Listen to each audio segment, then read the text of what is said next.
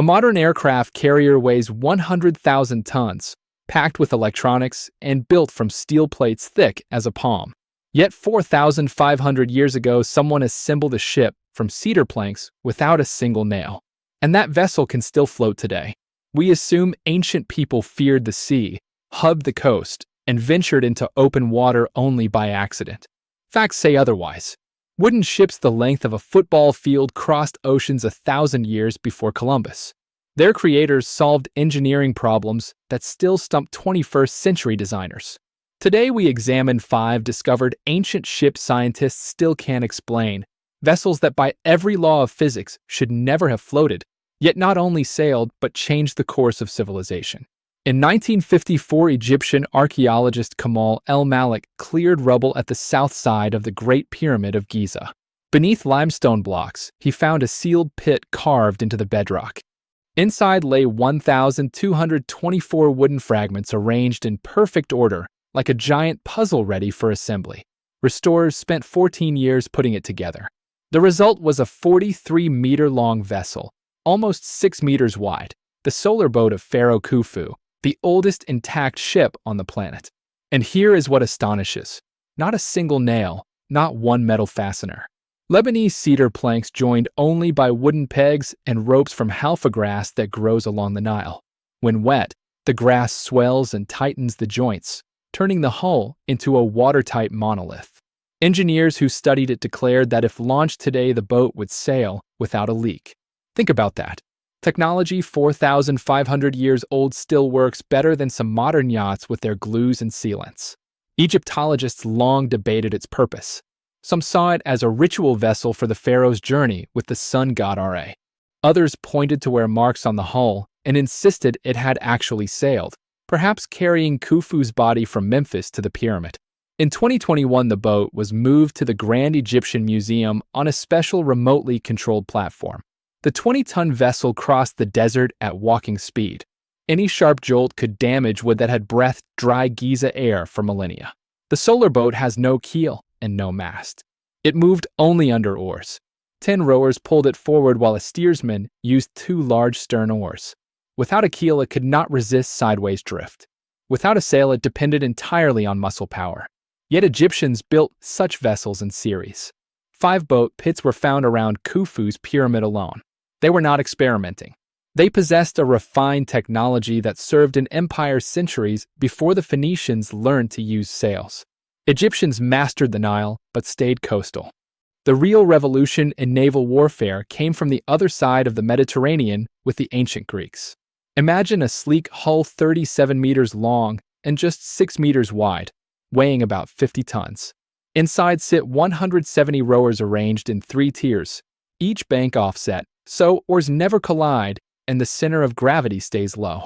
This is the trireme, the supreme war machine that dominated the Mediterranean from the 6th century BC onward. Aristotle called it a rowing machine, and the name fits perfectly. Important detail: the rowers were free citizens, not slaves. If slaves were needed, they were first freed, because the life of the entire crew depended on perfect synchronization of 170 men.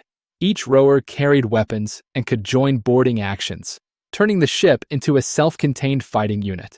The hull used pine, fir and cypress for inner parts, oak only for the outer skin. Oars 4.5 meters long were carved from single young fir trunks. Planks fit without gaps, seams sealed with pitch and coated in wax for smooth gliding. When 170 rowers struck in unison, the trireme reached 9 knots, and in a ramming run-up to 14 knots. 14 knots equals 26 kilometers per hour, faster than many modern sailing yachts. The main weapon was a bronze ram at waterline level. The tactic was simple and brutal: accelerate and punch through an enemy hull below the water. It demanded perfect crew coordination. Any mistake robbed the ship of momentum and left it vulnerable. In 1987, the Greek Navy launched Olympias, a full-scale replica. Trained volunteers pushed it to 9 knots and turned 360 degrees in less than 2 hull lengths.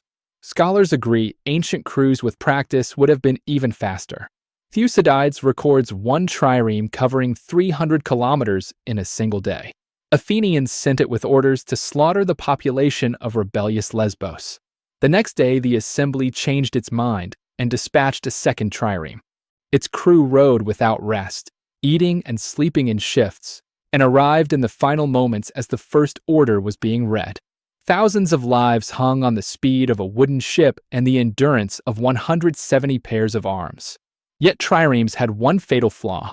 Light would absorb water, so every evening crews hauled them ashore. They were coastal predators, unable to cross oceans. For true blue water sailing, humanity needed a different approach and found it on the other side of the planet. In 1405, a fleet the world had never seen departed the mouth of the Yangtze. Over 200 ships carried 27,800 crew members. At its head stood Zheng He, a Muslim eunuch and China's greatest admiral. Captured as a boy, castrated and sent to court, his talent overcame everything. Emperor Yongle gave this former prisoner the most expensive maritime project in history.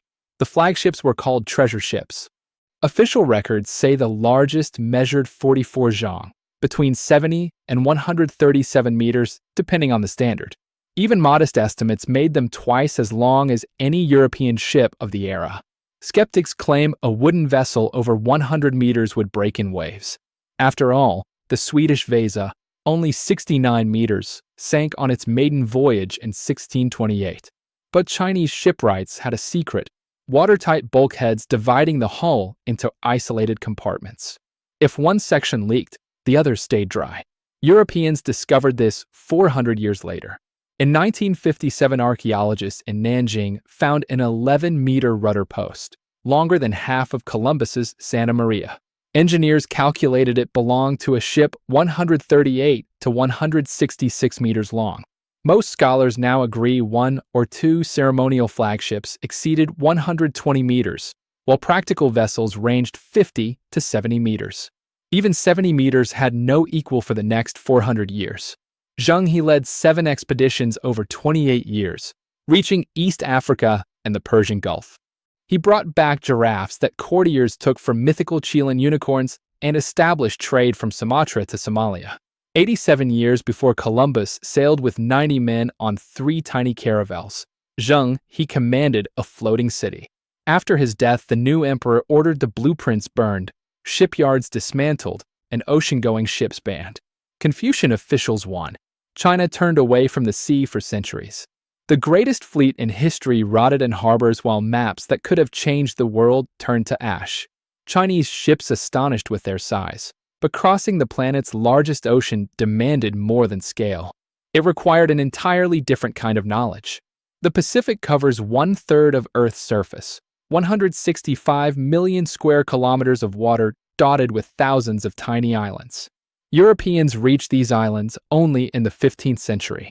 Yet when Captain James Cook landed in Hawaii in 1778, Polynesians had already lived there for over 1,000 years. They had settled every habitable island across the vast triangle between Hawaii, New Zealand, and Easter Island using double-hulled canoes, 2 wooden hulls connected by crossbeams with a central platform. The largest Tongan vessels reached 35 meters and carried more than 100 people together with animals, seeds, and a month's supply of fresh water. But the real breakthrough was not the canoe. It was the navigation. They had no compass, no sextant, no charts, only stars, waves, wind, and birds. Every island maintained a guild of navigators whose status stood higher than warriors or chiefs. Knowledge passed orally through songs and myths. Students trained for decades before earning the right to guide a canoe across open ocean. Navigators memorized the positions of more than 150 stars. They tracked ocean swell patterns, read watercolor for depth and nearby land, and observed migrating birds. When approaching land, they released a frigate bird, a species that cannot land on water because its feathers become waterlogged. If the bird failed to return, an island lay nearby. European scientists long refused to believe that primitive people could deliberately cross thousands of miles of open sea. They insisted Polynesians were simply blown off course by storms.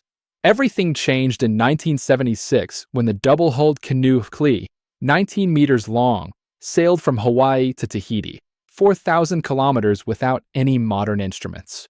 Micronesian navigator Mau Piela guided the vessel exactly as his ancestors had done. When the canoe crossed the equator, he lost sight of the North Star and instantly rebuilt his entire system around southern constellations. The error upon reaching Tahiti was only 41 kilometers after 4,000 kilometers of travel. Since then, He has completed 15 major voyages and is currently on a 43,000-mile circumnavigation of the Pacific. Computer simulations confirm the probability of accidental settlement by drifting is close to zero. These were deliberate expeditions by people who understood the ocean better than we know our highways. But on the opposite side of the planet, another people faced a different challenge. They needed a ship that could cross the Atlantic, sail up rivers, and land warriors 1,000 kilometers inland. The North Atlantic is merciless. Storms strike without warning, waves reach 10 meters, and cold water kills in 20 minutes. In these conditions, the Vikings built the drakkar, the longship named after the Old Norse word drekki, meaning dragon. The bow carried a carved dragon head, the stern a matching tail, and a rectangular sail stretched between them like a wing. Behind the fearsome symbols lay engineering far ahead of its time. The secret was clinker construction. Oak planks only 25 millimeters thick overlapped like roof tiles and were fastened with iron rivets. Between them, shipwrights laid wool or moss soaked in tar for perfect sealing. This created a hull that was strong yet flexible, bending like a snake's spine. In heavy seas, the drakkar did not snap. It flexed, absorbed the blows, and sprang back into shape.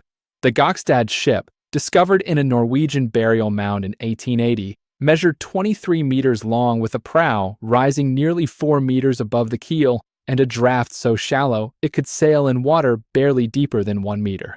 The American Society of Mechanical Engineers recognized that Vikings understood flexibility and structural strength long before others.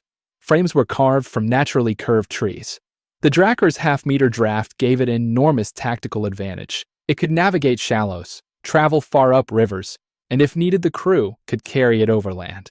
Enemies never knew where the next attack would come from. Vikings appeared from the sea, from rivers, from swamps, seemingly from nowhere. The Skobelev ship found in Roskilde Fjord measured about 30 meters and could carry 60 to 80 warriors. Its reconstruction reached 17 knots on sea trials, 31 kilometers per hour on a wooden ship without engines, faster than most motorboats on a lake. It was aboard vessels like these that Leif Erikson reached North America around the year 1,500 years before Columbus. Vikings not only discovered a new continent, they established a settlement at L'Anse aux Meadows on Newfoundland, confirmed by archaeology. We have traveled from the sealed pit at the foot of the Great Pyramid to the icy shores of Newfoundland. 5 ships from 5 different civilizations, separated by thousands of kilometers and thousands of years. Each one broke what we consider possible with only wood, rope, and human hands. Egyptians assembled ships without nails, and the joints held tighter than steel bolts once wet. Greeks turned a rowing boat into a guided torpedo that reached speeds any racing yacht would envy. Chinese built wooden floating cities with watertight compartments 4 centuries before Europe. Polynesians crossed the biggest ocean using nothing but memory and observation. Vikings proved a flexible hull without a deck could survive Atlantic storms and deliver people to another continent. We live in a world where we cannot find the nearest store without a computer. Yet these people located islands the size of a dot in an ocean that covers 1/3 of the planet. Perhaps the greatness of a civilization is not measured by the number of gadgets it owns, but by the willingness to sail into the unknown on a ship built with one's own hands, knowing that a single mistaken plank means the ocean will not forgive.